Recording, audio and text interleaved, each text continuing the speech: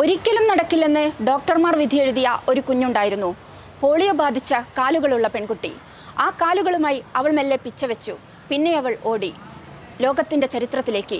Wilma Rudolf, Rome ഒളിമ്പിക്സിലെ വിസ്മയം. ഓരോ ഒളിമ്പിക്സിലും ഇങ്ങനെ അത്ഭുത കഥകൾ പറയാനുണ്ടാകും.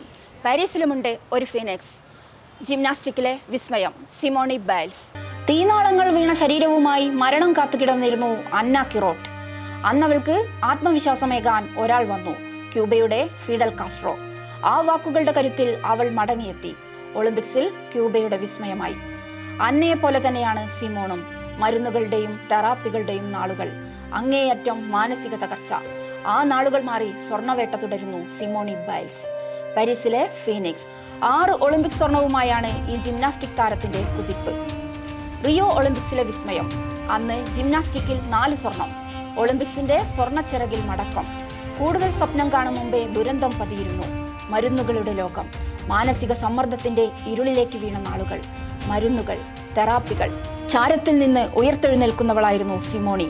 വീണ്ടും മത്സര മികവുകൾ. ആ മികവിന്റെ തുടർച്ചയിലാണ് സിമോണി പാരീസിലെത്തിയത്. ലോകവേദിയിൽ മെഡൽ തുടർച്ചകൾ. 4 ഒളിമ്പിക് സ്വർണ്ണ മെഡലും 1 വെള്ളിയും 2 വെങ്കലവും നേടിയിട്ടുണ്ട് ബൈൽസ്. ലോക ഒളിമ്പിക് വേദികളിൽ നിന്ന് ആകെ 37 മെഡലുകൾ. തിരിച്ചുവരവിൽ വീണ്ടും വന്നു ദുരന്തങ്ങൾ. കാൽവണ്ണയ്ക്ക് പരിക്കേറ്റു. പഴയ ഫോം നഷ്ടമായി. പക്ഷേ 3 അവസരങ്ങൾ ബാക്കി നിൽക്കെ തന്നെ പാരീസിലേക്ക് യോഗ്യത നേടി. ജിംനാസ്റ്റിക് ചുവടുകളുമായി ലോകത്തെ വിസ്മയിപ്പിക്കുമ്പോഴാണ് സിമോണി ബൈൽസിനെ രോഗം വേട്ടയാടിയത്. രോഗതീവ്രമായ ആ നാളുകളില്ലെങ്കിൽ ടോക്കിയോവിലും സ്വർണം കൊയ്തിട്ടുണ്ടാകും. പാരീസ് ഒരുപക്ഷെ ബൈൽസിന്റെ അവസാന ഒളിമ്പിക്സ് ആകും. പക്ഷേ തോറ്റുമടങ്ങാനല്ല, സ്വർണം കൊയ്യാനാണ് സിമോണി വന്നത്. ജിംനാസ്റ്റിക്കിന്റെ ഒളിമ്പിക് ചരിത്രത്തിൽ എക്കാലത്തെയും സുവർണ ഏടാവുകയാണ് Simone Biles. AP Sajisha, Kairali news.